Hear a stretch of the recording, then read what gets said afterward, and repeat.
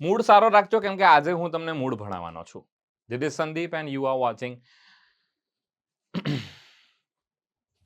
Gujlish only on WebSankul official episode number 57 અને મારી સાથે છે મિસ્ટર રાહુલ જે આ વિડીયો બહુ મજાની રીતે ઉતારી રહ્યા છે. આપણે આજે કંઈક સરસ મજાની બાબત જાણવાના છે, શીખવાના છે. 0 to હીરોની આ પાર્ટ નંબર 7માં તમે કંઈક જાણશો, કંઈક નવું, કંઈક મજાનું. સો વધારે સમય ન લેતા સીધા સેશનની શરૂઆત કરી દઈએ છીએ. Let's start our today session and yes, એના પહેલા હું એક જાહેરાત કરી દઉં છું. There is an advertisement about Sarathi planner course. તમને બધાને ખ્યાલ છે અત્યારે ટ્રેન્ડિંગમાં એક વસ્તુ ચાલી રહી છે, દેટ ઇઝ પ્લાનર. દરેક વસ્તુ માટે આયોજન જરૂરી છે. તે રીતે સફળતાની ચાહ રાખનારા તમામ વિદ્યાર્થીઓ માટે પણ એક પ્લાનિંગ જે છે તે જરૂરી છે અને ધ્યાનમાં રાખીને વેબસંકુલ જે છે અવારનવાર કંઈક ને કંઈક નવું લાવતું રહે છે અને યસ, એના ભાગરૂપે આપણે પ્લાનર કોર્સીસ લોન્ચ કરેલા છે. 3 સેગમેન્ટની અંદર, એટલે કે if you are preparing four constable as well as PSI or ASI examination, if you are preparing for GPSC or if you are preparing for any other class 3 examination, સો આપણી પાસે દરેકનો ઇલાજ છે, દરેકનું સોલ્યુશન છે અને એ છે પ્લાનર કોર્સીસ. આપણે GPSCમાં પ્લાનર કોર્સ લોન્ચ કરેલો છે, કોન્સ્ટેબલ અને PSIમાં પણ પ્લાનર કોર્સ લોન્ચ કરેલો છે અને યસ, વર્ગ 3ની બદલાતી પરીક્ષા પદ્ધતિને ધ્યાનમાં રાખીને, એટલે કે નવી બદલાયેલી સિસ્ટમ CCE ને અનુસંધાનમાં રાખીને અને અનુલક્ષીને આપણે એક સરસ મજાનો કોર્સ ડિઝાઇન કર્યો છે જેનું નામ છે સારથી. આ કોર્સ ડિઝાઇન કરેલો છે સંપૂર્ણ ક્લાસ 3 જે નવી પેટર્ન છે તે અનુસાર. આમાં મેઇન્સ અને પ્રિલિમ્સ બંનેના લેક્ચર્સનો સમાવેશ થઈ જશે. તમને બંને રીતે આ ઓપ્શન્સ મળે છે. તમે વિથ મટીરિયલ અને વિધાઉટ મટીરિયલ આ કોર્સને પરસ્યુ કરી શકો છો. 6 મંથ એન્ડ 12 મંથ્સ બંને તમને જે વેલિડિટી છે તે આપવામાં આવેલી છે. આ કઈ પરીક્ષાઓ માટે રહેશે? Senior clerk, head clerk, junior clerk and any pre તથા મેન્સ વગેરે માટે 6000 ઓલરેડી જગ્યાઓ જે છે તે ઇસ્યુ કરેલી જાહેર થવાની તૈયારીમાં છે. પ્રોમો કોડ યુઝ કરવાનો ભૂલતા નહીં. પ્રોમો કોડ છે planner50 અને આ ઓફર માત્ર 30th મે સુધી, 30મી મે 2023 સુધી વેલિડ છે અને એના પહેલા જો આને કોઈ એનરોલ કરે છે તો એને 2 મહિનાની એક્સ્ટ્રા વેલિડિટી પણ પ્રાપ્ત થશે.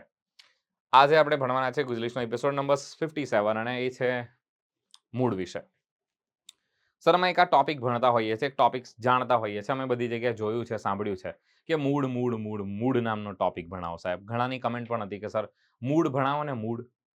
તો મૂડ જે છે તે એક જ 15 કે 20 સેકન્ડ 20 મિનિટની અંદર શીખી લેવાય તેવો ટોપિક નથી, પરંતુ મારા બનતા પ્રયાસો રહેશે કે હું તમને આના વિશે પૂરતી માહિતી આપી શકું ને દેન આવનારા સેશન્સની અંદર પણ આપણે આની વાત કરીશું કે ટોપિકને પૂર્ણ રીતે આપણે જોવાની કોશિશ કરીશું. આજે આપણે પહેલા સમજીએ છીએ કે મૂડ છે શું. સર, આ મૂડ એટલે શું? મૂડ, મારું મૂડ બહુ સારું છે, મારું મૂડ ખરાબ છે, આ એ મૂડની વાત નથી થયેલી. મૂડને અન્ય રીતે તમે મોડ પણ કહી શકો છો.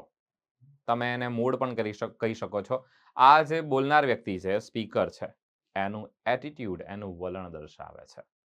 એ સામેવાળી બાબતને કઈ રીતે જોઈ રહ્યો છે તે દર્શાવે છે. મૂડના 3 પ્રકારો રહે છે. આ મૂડના 3 પ્રકારો કયા છે? લેટ્સ સી, ફટાફટ જોઈ લઈએ. મૂડના 3 પ્રકારો છે. એક છે ઇન્ડિકેટિવ, બીજું છે સબજંક્ટિવ અને third one is imperative mood. Sir, આ ઇન્ડિકેટિવ મૂડ જે છે તે રિયાલિટી દર્શાવતો હોય છે, સત્ય છે તે. ઇમ્પરેટિવ જે છે તે આજ્ઞા, હુકમ. ઇમ્પરેટિવ સેન્ટેન્સીસ તમે જોતા હો છો ને, ડુ યોર વર્ક, તમારું કામ કરો ને, ડુ યોર વર્ક, તમારું કામ કરો. આ વાચક આ જે બોલનાર છે એનો વલણ, એનું એટીટ્યુડ દર્શાવે છે કે ઇન્ડિકેટ કરી રહ્યો છે તમારું કામ કરો. સબજંક્ટિવ મૂડ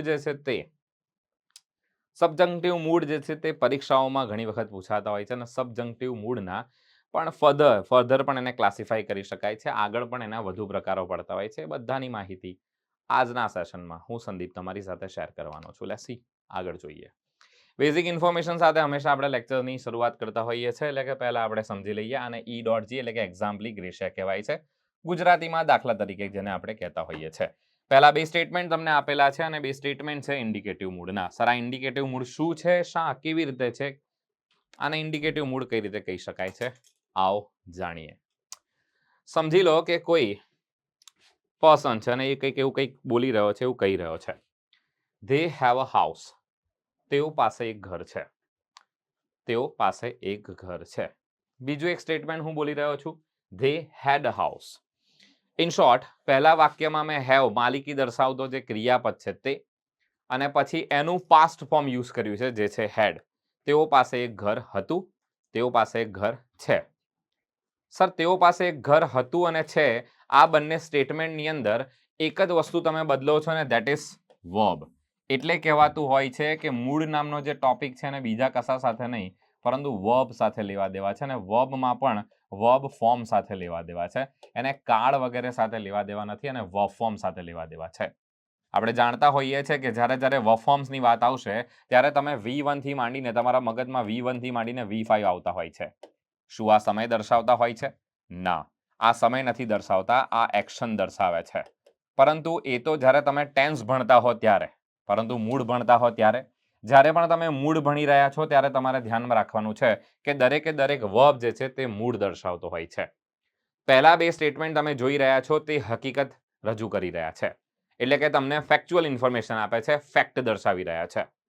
તેના પાસે એક ઘર છે, આ હકીકત છે. હું સત્યતા દર્શાવી રહ્યો છું, એટલે આને હું ઇન્ડિકેટ કરી રહ્યો છું. કંઈક ઇન્ડિકેટ કરવું, દર્શાવવું જેને કહીએ છીએ. ત્યારબાદ આપણે જોઈ રહ્યા છે બીજું સ્ટેટમેન્ટ છે ધે હેડ હાઉસ. તેઓ પાસે ઘર હતું. આ પણ એક હકીકત છે. સર, પહેલું વાક્ય પ્રેઝન્ટ ટેન્સ એટલે કે પ્રેઝન્ટમાં છે. પ્રેઝન્ટમાં પ્રેઝન્ટની હકીકત રજૂ કરો છો. બીજા વાક્યમાં પણ હકીકત જ રજૂ કરી છે, પરંતુ તે હકીકત પાસ્ટની હકીકત છે. એના પછીના બે વાક્ય જોઈશું ત્યારે તમે મૂળને બહુ વ્યવસ્થિત રીતે સમજી શકશો. ત્રીજું વાક્ય જે છે તે છે આઈ ઇન્સિસ્ટ. હું ભાર મૂકું છું that they have a house. હું ઈચ્છું છું, હું ભાર મૂકું છું, હું ઇન્સિસ્ટ કરું છું, હું એવું ચાહું છું. હું ચાહું છું તો ખરેખર એવું છે? ના, હું ખરેખર ચાહી રહ્યો છું, હું ઈચ્છી રહ્યો છું, હું ઈચ્છા ધરાવું છું કે તેઓ પાસે ઘર હોય. હું ભાર મૂકી રહ્યો છું તે બાબત પર. કોઈને આપણે ઇન્સિસ્ટ કરતા હોઈએ છીએ. ઇન્સિસ્ટ કરવું એટલે તમને ખ્યાલ જ છે. સર, ધારી લો કે તમે કોઈ જગ્યાએ પ્રવાસ જઈ રહ્યા છો, કોઈ વ્યક્તિ આવવા માટે તૈયાર નથી, તમે એને ઇન્સિસ્ટ કરશો, ચલો ને, પ્લીઝ ચલો ને, આવો ને મારી સાથે. આને ઇન્સિસ્ટ કરવું કહેવાય છે. બીજું અને ત્રીજું, પહેલું અને બીજું વાક્ય ઇન્ડિકેટિવ મૂડ એટલે કે જે ફેક્ટ ઇન્ફોર્મેશન, ફેક્ચ્યુઅલ ઇન્ફોર્મેશન કે ફેક્ટ્સ રજૂ કરે છે. આ ફેક્ટ રજૂ કરે છે, સાચી માહિતી રજૂ કરે છે. આમાં કોઈ પણ કહી શકાય કે ઇમેજિનેશન કે વગેરે નથી. પરંતુ ત્રીજું અને ચોથું જે સ્ટેટમેન્ટ છે આ બંને તમે જોઈ રહ્યા છો, આ સ્ટેટમેન્ટ સબજંક્ટિવ મૂડના છે. અને આ સબજંક્ટિવ મૂડના જે સ્ટેટમેન્ટ છે તે સ્ટેટમેન્ટ શું દર્શાવી રહ્યા છે? આ સબજંક્ટિવ મૂડના સ્ટેટમેન્ટ ફેક્ટ નથી રજૂ કરી રહ્યા, આવું હોવું જોઈશે. એટલે કે ઇમેજિનેશન સિચ્યુએશન દર્શાવી રહ્યા છે, hypothetical situation, hypothetical condition, hypothetical situation દર્શાવી રહ્યા છે. હું ચાહું છું, હું ભાર મૂકું છું કે તેઓ પાસે ઘર હોય. છે? નથી. સર, આ પ્રેઝન્ટ, આ અહીંયા જે શબ્દ છે આ પ્રેઝન્ટ સબજંક્ટિવ મૂડ દર્શાવે છે. જ્યારે અહીંયા આ જે શબ્દ છે એ પાસ્ટ સબજંક્ટિવ મૂડ, અહીંયા હેડ આવશે.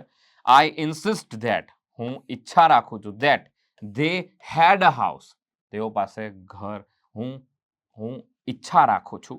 અહીંયા ઇન્સિસ્ટની જગ્યાએ તમે વિશનો ઉપયોગ કરી શકો છો. આઈ વિશ ધેટ, હું આ ઈચ્છા રાખું છું, I wish that they had a house.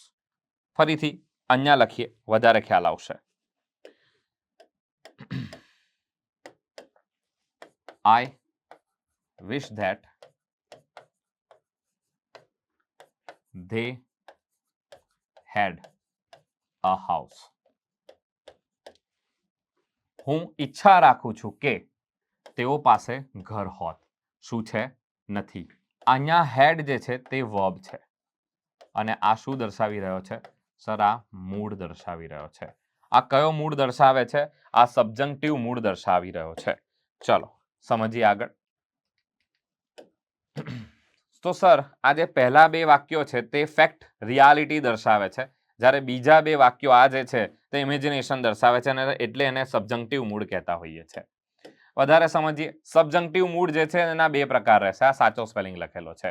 અહીંયા થોડીક એક એરર જે છે ધ્યાન રાખજો, અહીંયા યુ આવશે. સબજંક્ટિવને આપણે SUBJUNCTIVE માં લખતા હોઈએ છે. સબજંક્ટિવ મૂડના બે પ્રકારો પાડી શકાશે. એક છે પ્રેઝન્ટ સબજંક્ટિવ અને બીજા છે પાસ્ટ સબજંક્ટિવ. સબજંક્ટિવ શબ્દ જ્યારે જ્યારે તમે યુઝ કરી રહ્યા છો ત્યારે ધ્યાન રાખજો કે એની સાથે પાછળ તમારે મૂળ શબ્દને યુઝ કરવાનો છે. સર આ સબજંક્ટિવનો અર્થ શું થાય છે? આ ઇમેજિનેશન હાઇપોથેટિકલ વસ્તુઓ દર્શાવવા માટે યુઝ થતો હોય છે. એક છે જે વર્તમાનની વસ્તુઓ વર્તમાનની બાબતો રજૂ કરશે અને બીજું છે જે ભૂતકાળની બાબતો રજૂ કરશે. આ ભૂતકાળ માટે વપરાશે, આ વર્તમાન માટે વપરાશે. પરંતુ તમારે સમયને ધ્યાનમાં નથી લેવાનો, વર્બ ફોર્મને ધ્યાનમાં લેવાના છે. કેમ કે વર્બ ફોર્મની અંદર પણ તમે જાણો છો તે પ્રમાણે V1, V2 અને V5. આ V5 અને V1 જે છે તે પ્રેઝન્ટ ફોર્મ કહેવાતા હોય છે. આ V2 ને આપણે પાસ્ટ ફોર્મ કહેતા હોઈએ છીએ. આને આપણે પ્રેઝન્ટ ફોર્મ કહેતા હોઈએ છીએ. સો તમારે આ વાક્યોને સમજવાના છે અને ચલો આપણે વાક્યને સમજવાની કોશિશ કરીએ. આઈ ઇન્સિસ્ટ ધેટ, હું ઈચ્છું છું કે they have a house, કે તેમની પાસે ઘર હોય. I wish that, હું ઈચ્છું છું કે તેમની પાસે ઘર હોત. અહીંયા હોત છે, અહીંયા હોય છે. સર આ હોય જે છે તે શું દર્શાવે છે? આ વર્તમાનની સ્થિતિ દર્શાવે છે કે હમણાં એમના પાસે ઘર હોય એવું હું ઈચ્છું છું. છે નથી. એટલે કે આ ફેક્ચ્યુઅલ ઇન્ફોર્મેશન નથી. અહીંયા તમે જો એ ફેક્ચ્યુઅલ ઇન્ફોર્મેશન હોત તો તમે ઇન્ડિકેટિવ મૂડ રજૂ કરતા. આ ફેક્ચ્યુઅલ ઇન્ફોર્મેશન નથી, તમે એવું ઈચ્છી રહ્યા છો, તમે ઇન્સિસ્ટ કરી રહ્યા છો, એટલે આ અહીંયા તમે જે હેવ યુઝ કર્યો છે તે શું દર્શાવી રહ્યો છે? તે સર સબજંક્ટિવ મૂડ દર્શાવી રહ્યો છે. મૂડ હંમેશા બોલનારનું વલણ દર્શાવે છે, એનું એટીટ્યુડ દર્શાવે છે. પાસ્ટની અંદર જો વાત કરીએ, I wish that they had a house, હું ઈચ્છું છું કે તેમના પાસે ઘર હોત. કાશ તેમની પાસે, અહીંયા આ કાશ દર્શાવે છે. તમે ઘણી વખત આવા વાક્યો પણ જોયા હશે. આપણે ઘણી વખત કહેતા હોઈએ છીએ, આ રીતે આપણે કહેતા હોઈએ છીએ, God bless you, May God forgive you, ભગવાન તને માફ કરે. કોઈ વ્યક્તિ તમારી સાથે ગમે તેટલું ખરાબ કરી લે તેમ છતાં કેવું, ભાઈ મે ગોડ ફોરગીવ યુ, ભગવાન તમને માફ કરે. બરાબર? કેમ? તો કે હંમેશા આપણે બીજાના પ્રત્યે કૃતજ્ઞતા દાખવવાની રહેશે. વ્યક્તિ સામેવાળો ગમે તેટલો ખરાબ હોય, તમારા વિશે ગમે તેટલું ખરાબ કરતો હોય, બોલતો હોય, ઇન શોર્ટ જે એને કરવું હોય, આપણે આપણા દિલમાં, આપણે આપણા મનમાં હંમેશા ચોખ્ખાઈ, કહી શકાય ને કે આપણે જેવા છીએ એવા રહેવું. બરાબર? સો યસ, આપણે ઘણી વખત કહેતા હોઈએ છીએ God bless you, May God forgive you, ભગવાન ઈશ્વર તને માફ કરે. ગોડનો જી હંમેશા કેપિટલમાં આવશે. તો સર અહીંયા તમે જોઈ રહ્યા છો આ એક્સક્લેમેશન માર્ક છે. અહીંયા આ વર્બ જે છે બ્લેસ, પછી આ ફોરગીવ, આ બધા શું છે? આ પણ મૂડ દર્શાવે છે. અને ધ્યાન રાખજો કે જ્યારે પણ તમે મૂડવાળા મૂડમાં મૂડ દર્શાવો છો, વર્બનો ઉપયોગ મૂડ તરીકે મૂડ દર્શાવવા માટે કરી રહ્યા છો, ત્યારે આપણે એને વર્બ ફોર્મની દ્રષ્ટિએ જોતા હોઈએ છીએ. અને તમે જાણો છો તે પ્રમાણે જ્યારે પણ આપણે એક્સક્લેમેશન માર્ક, એક્સક્લેમેટરી માર્ક કે એક્સક્લેમેશન માર્કનો યુઝ કરીએ છીએ, ત્યારે આ વાક્ય ભલે સાદા વર્તમાન કાળમાં હોય તેમ છતાં પણ આપણે અહીં આપણે એસ કે યસનો યુઝ નથી કરતા ગોડ સાથે. God bless you, May God forgive you, ભગવાન તને માફ કરે. અહીંયા મે ઇનવિઝિબલ છે એવું તમે સમજી શકો છો. સો વધારે મૂડ વિશેની વાતો જે છે તે નેક્સ્ટ સેશન્સની અંદર આપણે સમજીશું, જ્યારે આપણે આગળ સેશન્સની અંદર મળતા રહીશું. આઈ હોપ તમને મૂડ જે છે તે શું છે એના વિશે માહિતી મળી ગઈ હશે.